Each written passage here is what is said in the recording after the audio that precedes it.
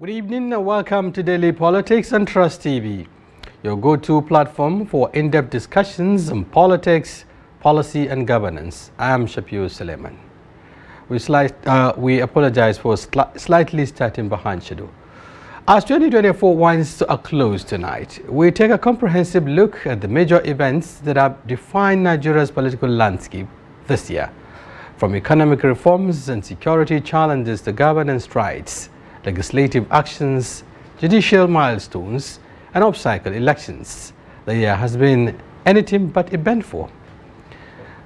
We will analyze the Tinubu administration's sweeping reforms, which, while bold, sparked protests among vulnerable citizens demanding fairer outcomes. We also assess how these reforms and other developments could shape the road ahead as the nation prepares for 2025. On another critical note, we will be discussing the looming threat from notorious bandit kingpin Bello Turji, who has issued a chilling ultimatum to attack 3 local governments in Zamfara and Sokoto if his detained lieutenant is not released by December 31st. We'll explore the security implications and the urgency for decisive action to prevent escalation. And joining us to unpack these issues are Dr. Sani Dawop, a former governorship candidate of the Action Democratic Party ADP in Plateau State, and Dr. Abdullahi Shinkapi, an ABC chieftain who will join us via Zoom from Kaduna. Gentlemen, thank you for being a part of this conversation tonight. Thank you very much, Shafi, for inviting me. Now, let's dive into the conversation proper. While we await the guests, the Zoom guests to join, let's start from here. 2024, very uneventful year, some would say. You know, it came with all the trajectories, the negative and the positive trajectories. Let me get your overview, of the year 2024. Let's start looking at it from the economic point of view. Okay, thank you once again. Good evening, viewers. Yes, the year 2024 has been a kind of a potpourri. If you like, you can say it's a mixed bag, because there have been so many activities right from the beginning of the year, right up to December, when the year is almost closing. Yeah, from the economic point of view, I'm not sure much has been achieved, because coming from a business background that I am, I can tell you, if we are to look at the performance of the economy, first we have to look at the issues of energy. I know how we started with the issue of the refineries and all this. Yeah. Then I asked that question, deliberately, because there was a development today. Okay. Talking about energy security. Yes. A couple of weeks ago, precisely a month or so, the Port Harcourt refinery, came on stream after 5 years of inactivity. And just today, we also heard that the Warri refinery is also up 60% at least capacity. And it is within the same year that the Dangote refinery also came alive. So some are looking at all of this as some key, positive developments towards energy security in the country. Let me get your perspective. Yes, I think that's the side that the government almost had no choice, because we have to get it right. You cannot imagine an oil-producing country relying on importation of products for many years. So I think the coming on board of the Dangote refinery actually threw a lot of challenge to the government to make sure that they get it right this time around. Right. Because for many years, we've been getting a lot of promises and promises. And the government is left with no option than to make sure that the Warri refinery just coming on board, as we are told, and also the Port Harcourt refinery, which we are hoping that they will up their game also. But the Dangote refinery has fully been on stream since September, and they have been meeting up their energy demands. And I think I just woke up last night. Petrol was selling for 1,060 naira just yesterday, and this morning the price crashed to 1,020 naira. So could it be, some of the positive side of it, because the concern, or rather the claim, if you like, or the position of the government is that allowing the sector to be fully deregulated and then allowing the market forces to play would drastically reduce the costs. And you just admit the fact that it's coming down gradually, even though too little, too slow, some would say, looking at where it was before the coming of this administration. Yes, so like I said, that was left with no choice for the government to make sure that the refineries are fully running, and also that is the only way they can be competitive. Otherwise, it's not justified, the total investments in all the refineries. Running into billions of taxpayers. Exactly. So they are left with no choice than to make sure that the refineries are actually working. Yes, you can say those are some of the good sides, and that's why when there's good competition, you can be rest assured that yes, the market forces will come into play. And that is exactly what we're beginning to experience. Right. Okay, even though, yes, for ordinary Nigerians, what they want to see is the result, the impact, looking at the pricing and all of that. And that is not, it's still coming, but then not as expected by Nigerians.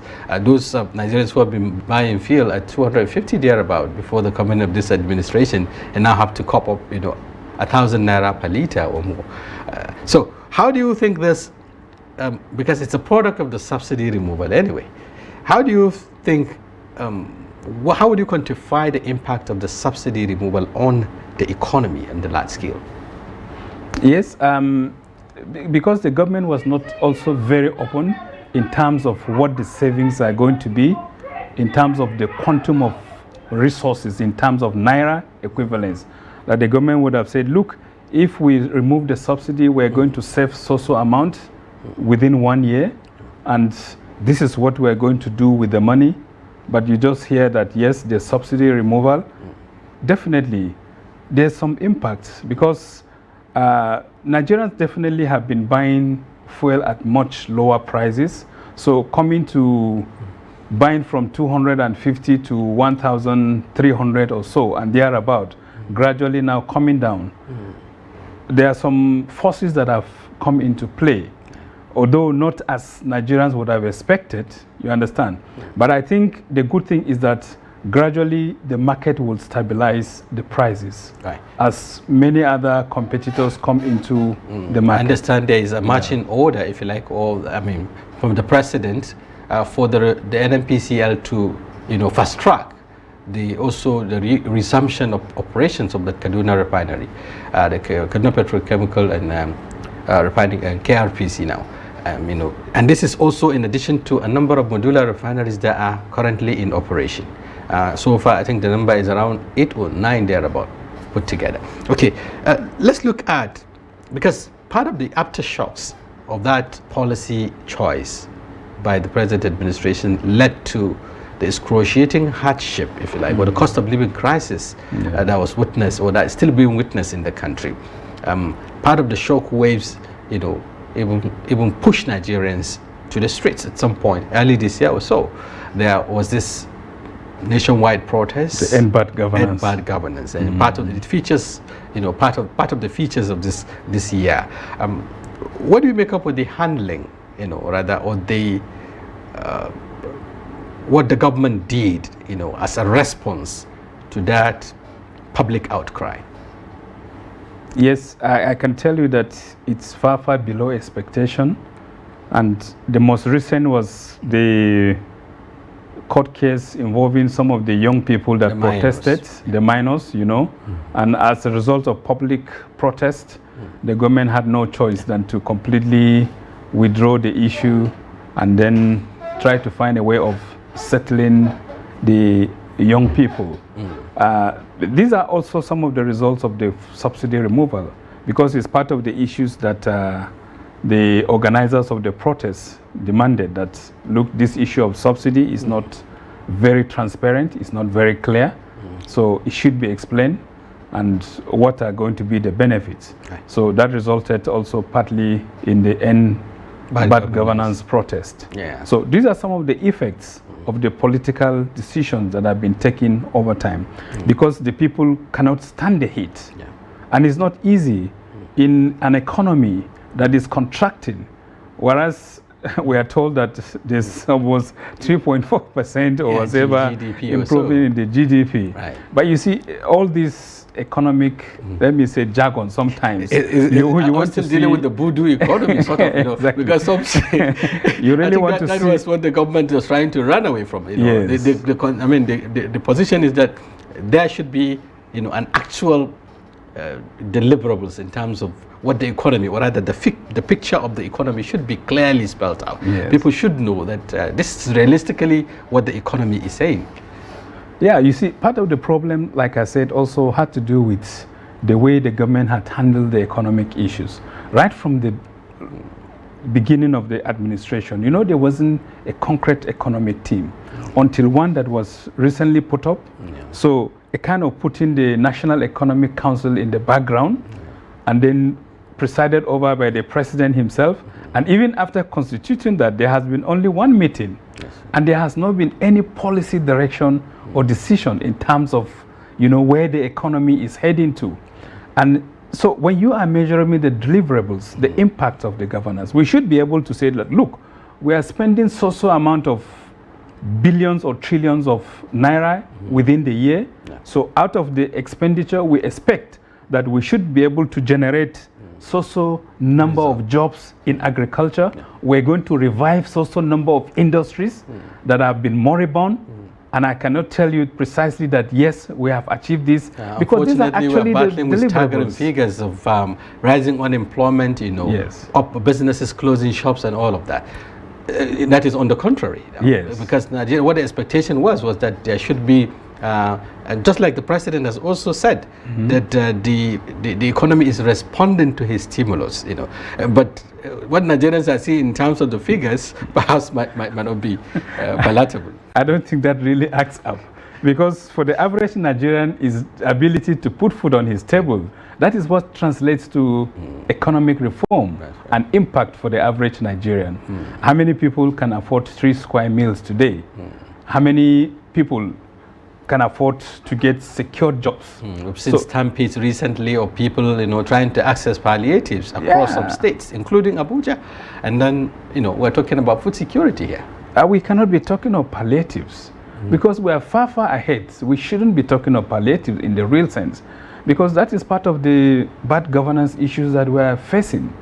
In fact, the issue of palliatives, like I said, should not even arise in the first place.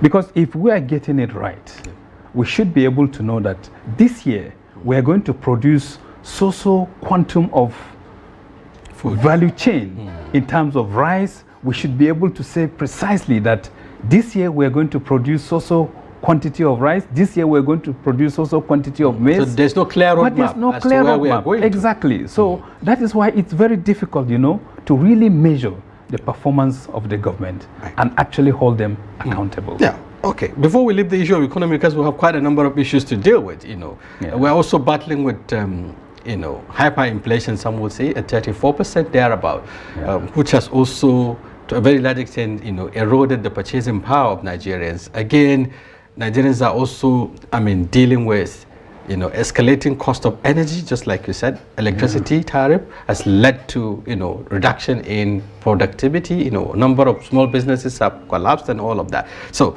generally, looking at all of these indices, and then the government saying that, you know, there is an impact, you know, there is light at the end of the tunnel. How do we justify these reforms? Normally, when you look at the performance of the small and medium enterprises, businesses, it's all part of the issues that we're faced with. And you know, I talk about the industries that have gone moribund. We should be talking about how many of them are we bringing back fully on board. If I'm the president, I will charge the Minister of Industry and Investments that, look, I want a census of all the industries in Nigeria that have closed down. What are the reasons?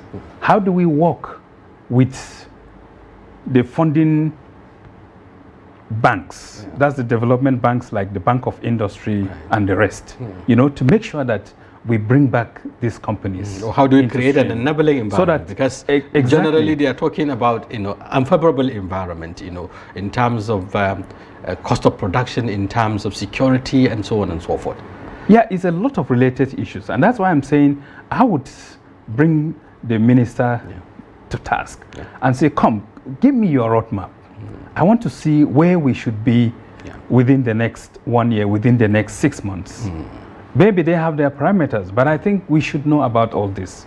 We deserve as Nigerians to know what the targets or the key performance indicators are for all the ministers, so that we can also help them, you know, in tracking the performance of all the ministers in terms of the governance delivery that we get. Yeah, this leads us to perhaps another key aspects of, you know, what features in the year, talking about governance. You know, we are talking about performance and performance indicators.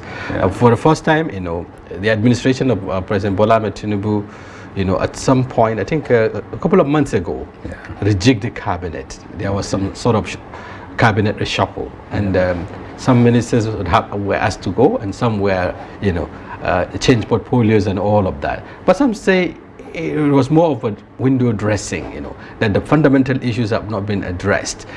How did you look at that? You know, at least it wasn't like what was obtainable in the previous administration, where ministers would run for 4 years without any checks and all of that. Yeah, when you look at that, 5 ministers were asked to go and 7 were reappointed. You understand? So you're adding to the cost of governance. And I think there was a time even the president was saying Nigerians should be patient, Nigerians should bear the burdens and the brunt of the economy.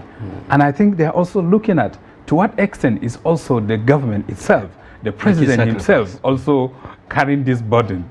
You know, we've heard of the situation where he bought a brand new limousine for himself. Coming to that, talking about reducing the cost of governance. Reducing the cost of governance is very critical. This, so much outcry, or so much, you know, Nigerians, you know, were not happy with how money, you know, were expended on buying presidential aircraft, the yachts, a presidential yacht that was bought, you know, a number of fleets for the presidency. Again, there was also this large, you know, cabinet membership. We're talking about close to 50 cabinet members and all of that, and then and all of that. So talking about cost of governance, reducing the cost of governance in the face of deepening, you know, impact of policy choices on the ordinary people. Yeah, because that's one aspect that if government had actually done that and Nigerians actually feel the impact, they will be much happier that yes, the reforms are positive and the reforms have some impact. That closely links to the issue of the tax reforms that, you know, is generating brouhaha all over the place and controversies all over the place. So those are some of the issues that are coming up in terms of the government trying to say, oh, they are trying to holistically address the economic issues. But I think when I want to compare the performance of the government, I like to look at, because they came with a blueprint. And the renewed hope agenda. The renewed hope agenda. You know, talking about the economy, talking about agriculture, talking about education. But ask yourself, Shafi'u, to what extent have they implemented those policies? When you take the same blueprint that they had told Nigerians that this is what the government is going to do, and looking at the reality today, it's far-fetched.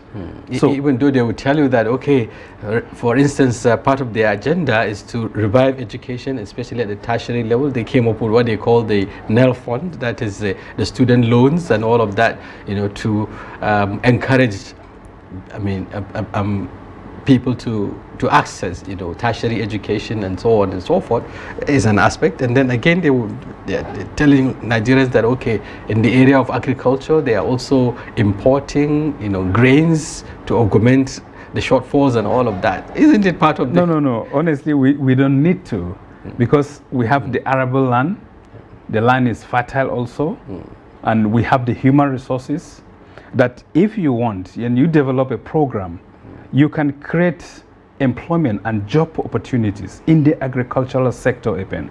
Apart from the agriculture itself, the agribusiness aspect of the value chain, that can also come on board. But there is no concrete policy and program on ground to do this. The federal government cannot do it because the federal government does not own land. It's the state governments that own the land, you understand, and the local governments. We need to see some states embracing, rising up to the occasion. For instance, Niger State was seen to be doing, marvelously well, in terms of, food security, large-scale farming, agricultural mechanization, and so on. But just recently, the president, during the media chat, is also talking about, telling Nigerians that, okay, just brace up. 2025, we're going to come up with 2,000, is it 2,000 or 20,000 or 200,000, I can't remember the figures precisely, of tractors, to go in this direction. Do you think it's enough looking at what we have on ground? You're coming with 2,000 tractors. How many of them are going to be assembled locally? When you are going to import, you are still draining the economy. So those tractors that the government wants, they should assemble those tractors. Yeah. They should assemble the assembly plants, exactly, locally. We have the automobile. If you look at the average Toyota doesn't have an assembly plant in Nigeria, but they have in South Africa. And look at the average vehicles used by government, right from local government, states and federal. Most of them are Toyota products. Right. And yet, the government has not deemed it necessary to say, look, Toyota, we are patronizing you. We need to get you establish your plants and assemble here. We have the Peugeot automobile.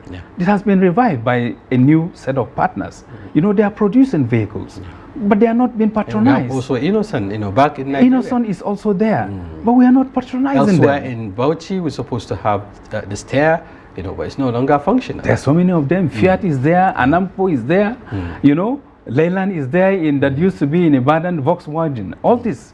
But let's even take 2 or 3. Like I said, Peugeot is there, Innocent is there. There's another car that we highly patronize. But what's even the issue of tasking even those that are presently in business and say, look, we need this level of vehicles, and what kind of support do you need in terms of an enabling environment? Not that the government is going to invest in these businesses, no. But it's just to create the enabling environment. It should be private sector driven.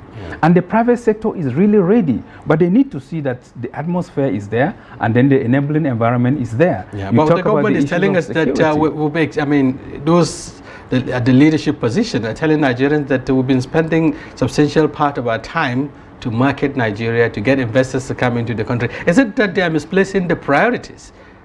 Because yes, they will tell you that since the coming of this administration, there's travel across countries. Yeah, I had the president talked about going to travel all over the globe, going to Brazil and all of that.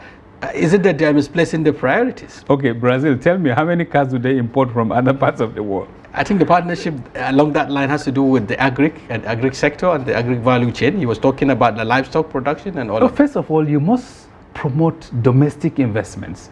You must promote the investors within your own country to invest in the country. Because if the foreign investors don't see your own investors investing, if the climate is not right, it's very difficult. You can globetrot all over the place, but it's very difficult to convince them to actually come and invest. Right.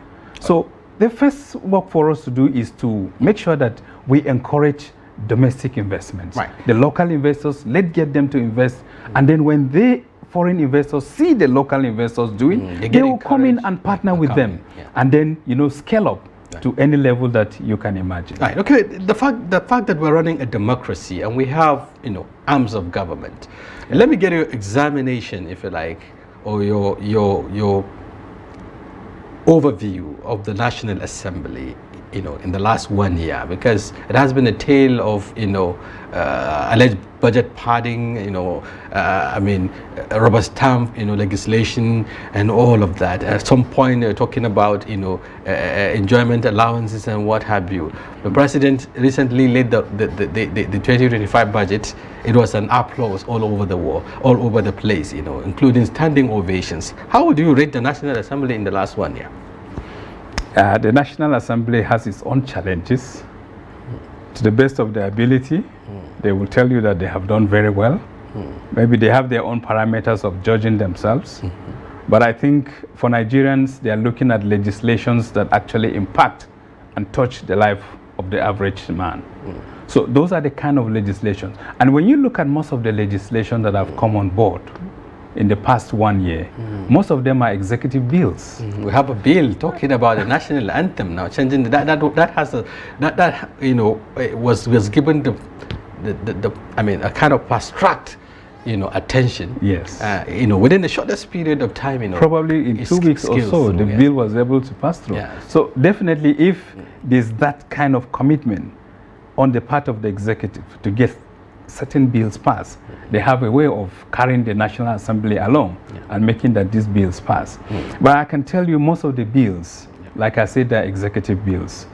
Hardly have we got any member bill that has actually been passed successfully this year. Yeah. So even the appropriation bill, was not properly, scrutinized, so to speak. There has been, the aftermath of the passage of that budget. Yeah. People talk about certain monies that were. You have talked about the budget padding, all of the padding. Yes, you've talked about the padding, where you find in one school they say they are purchasing items that are not related to what the institution is doing. Some money is channeled into ministry that is not related, and so on and so forth. So, of course, these are the issues of the budget padding. Currently, they are talking about an insertion, so to speak, which is also raising controversy for the construction of a rail track in Lagos, see the Blue Line or so, in the current budget. I don't know how true is that, but it has been raising,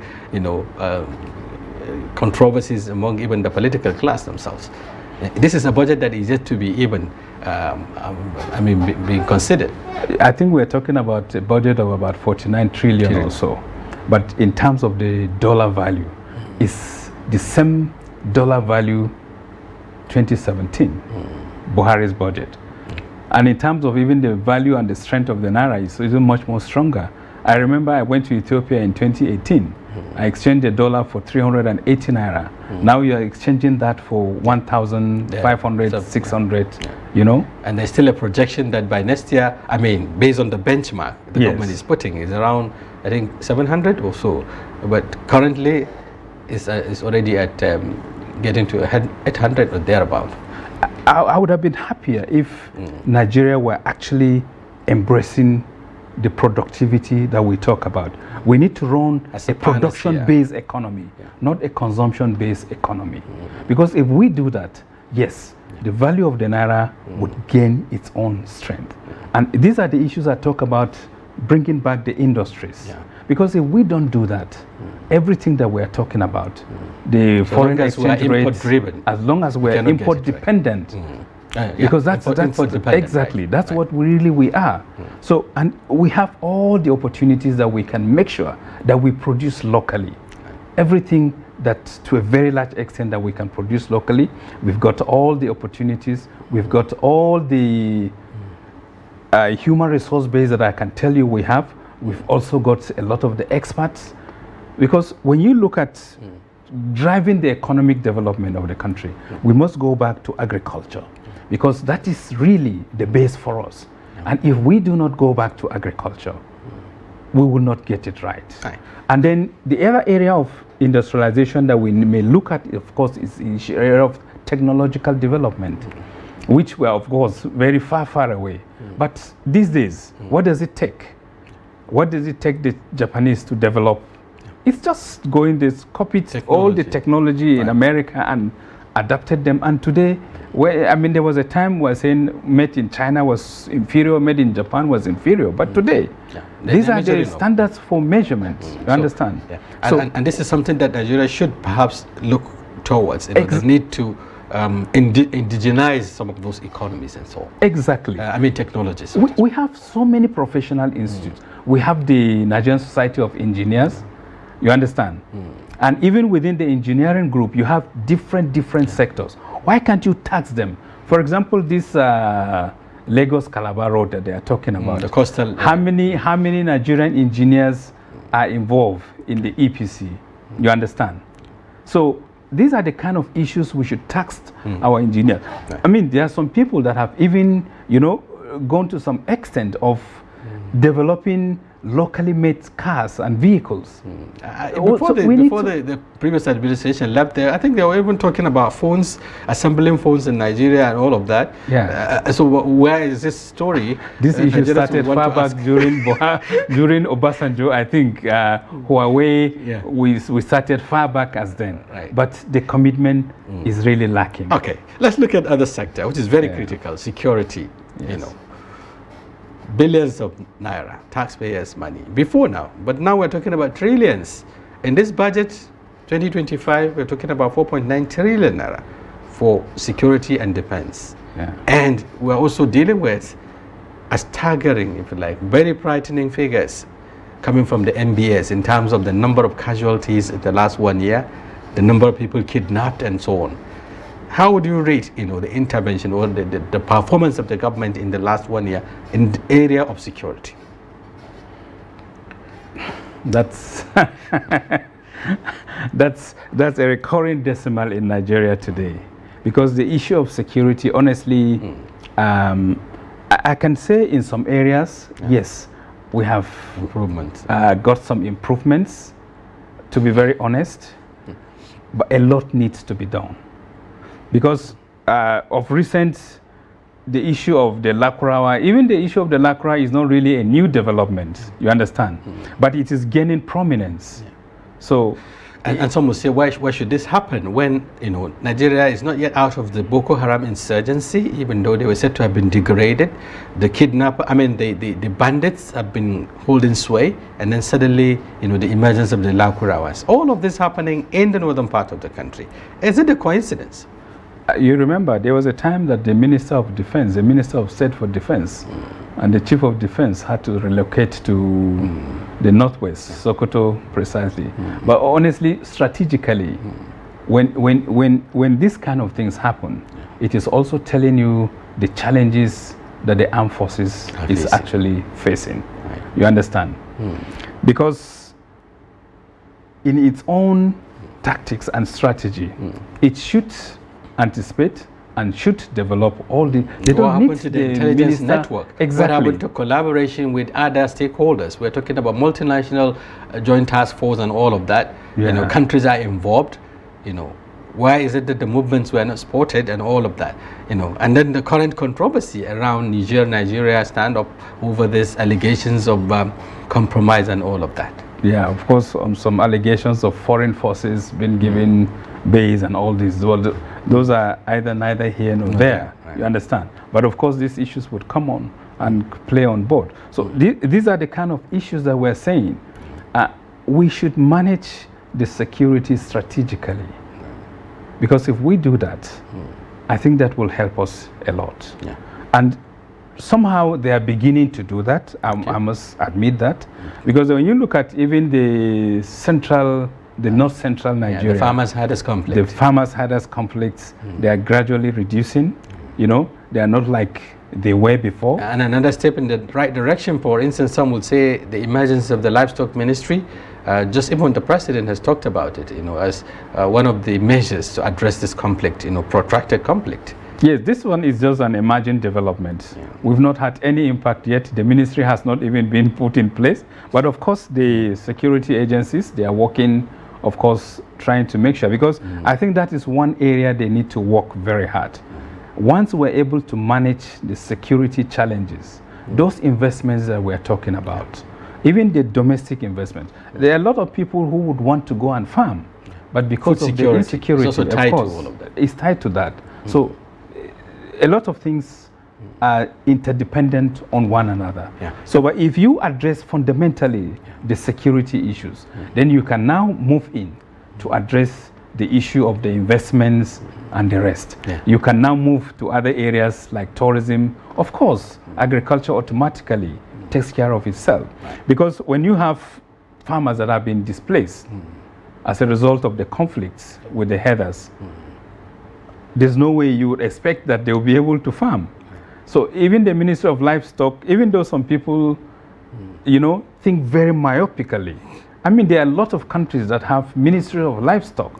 And it's very unfortunate that people tie livestock to Fulani cattle rearing. I think even the president said those that. Those are very during unfortunate. that media chat. He said that we should turn our tragedy into opportunity, because other countries are taking advantage of this. In fact, it's playing a very significant role in improving their economies. I mean, their GDPs, talking about the countries like Brazil, Denmark, and the rest of them, who have seen, value in livestock production, and then they're also taking advantage of it.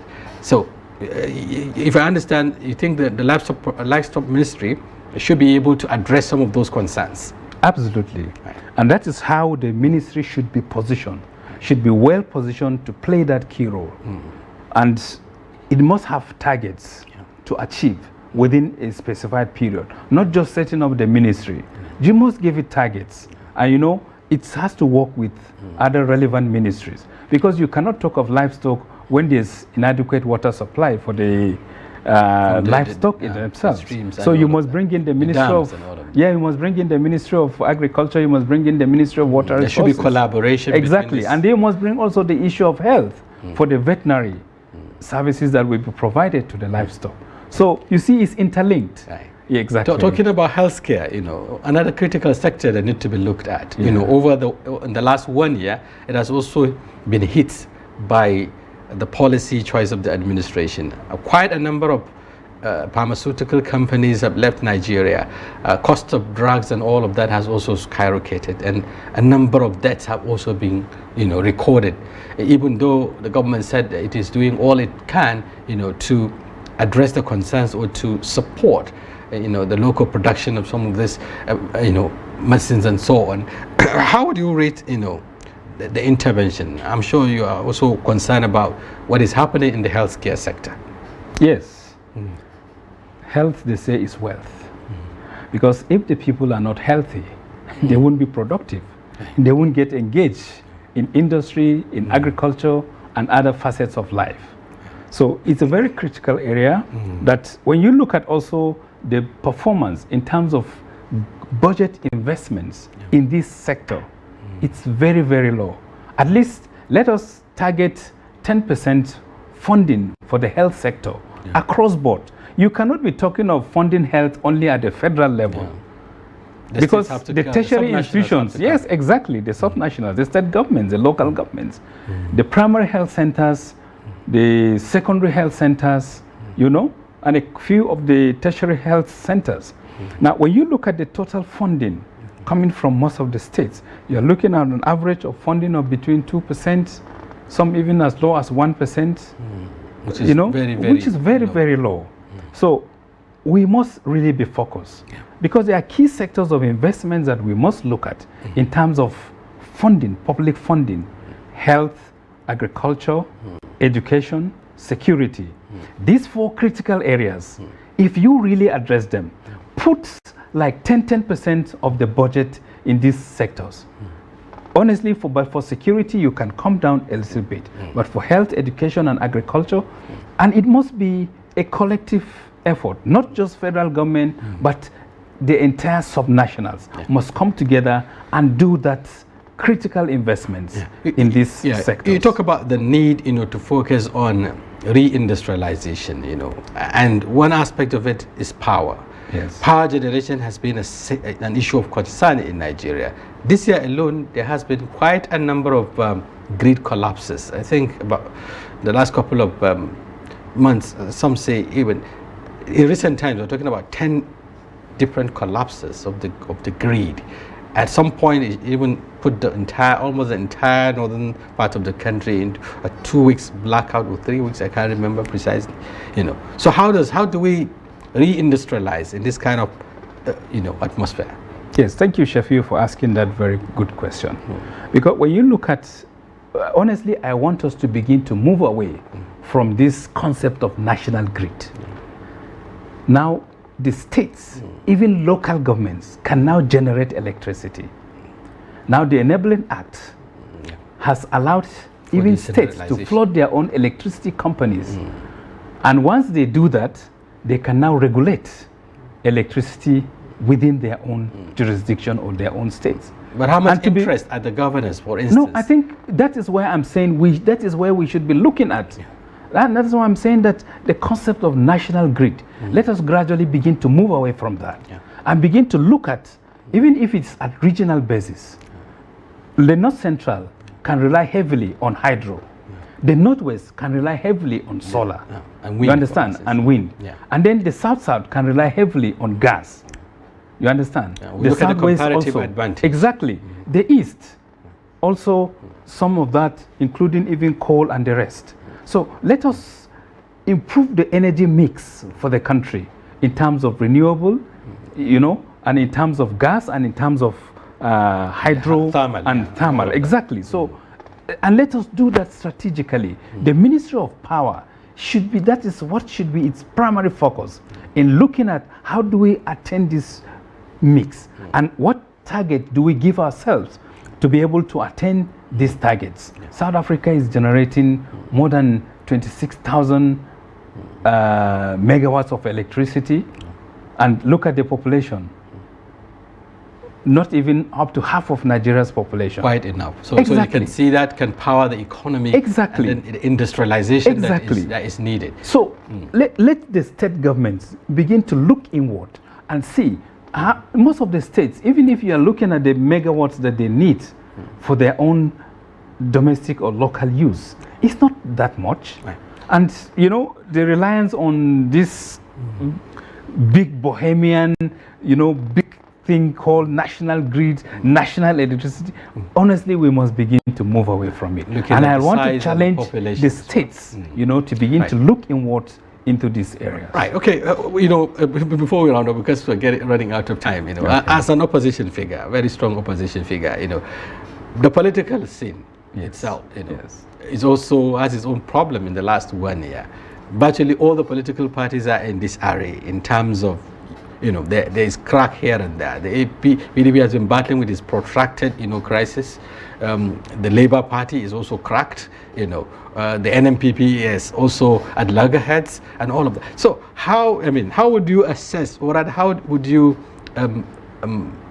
review the political parties in Nigeria in the last 1 year in terms of providing the necessary, opposition that is required for national development? Yes, that is also a constituency that I also belong. I mean, I've been in politics, full active politics since 2007 when I left government. And I think one thing that the political parties should do is to begin to stop looking at them as just mere vehicles for electoral leadership recruitment. No, just for electoral victory. And then they must begin to see themselves as platforms, as vehicles for development. And the parties must begin to also define focus for themselves. Because if they do not define focus for themselves, it will just become, like I said, of course, a mere platform. So it's very important. The opposition political parties, you know, you cannot, you may not also accuse APC of having a hand in creating some of this. Even though there's also crisis within the APC. These problems. Some say it's also you know, appeasing the graveyard. There has been also some level of crisis even with even the APC itself is going to, I just tell you, just get into 2025. You see a lot of dynamics, a lot of contacts, a lot of talking have already commenced, and even the APC itself is going to have a big bank in its own self. And I think most of what the political opposition parties are now looking at is trying to see also how they can strategize. But like I said, let the parties stop looking at them as just mere tools for electoral victory, but also as platforms for development. Right. Thank you very much, Dr. Sani Dawop, a former governorship candidate of the ADP, that is Advanced Action Democratic Party in Plateau State. Thank you very much. And also the National Publicity Secretary of the party. Oh, great. National Publicity Secretary of the ADP. Thank you very much for being a part of the conversation. Thank you very much. Unfortunately, we couldn't link up with Dr. Sani Shinkapi concerning the other topic, but at least we're able to do some substantial progress. Thank you very much once again for coming. Thank you very much for having me. Thank you. And viewers, that's a wrap on today's edition of Daily Politics. Do join us tomorrow. We'll be back with another interesting topic and personalities. Until then, enjoy the rest of your day.